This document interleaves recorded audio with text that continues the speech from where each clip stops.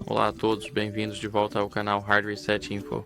No vídeo de hoje, eu quero mostrar como você pode mudar o idioma do teclado no OPPO Reno 13. Então primeiro abra um aplicativo ou algo que mostre seu teclado. Agora clique no ícone de engrenagem, que significa configurações, e aqui vá para idiomas. Aqui clique em adicionar teclado, e aqui você pode escolher o idioma que deseja.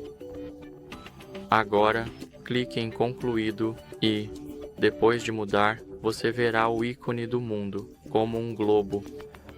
E aqui está o idioma. E é isso.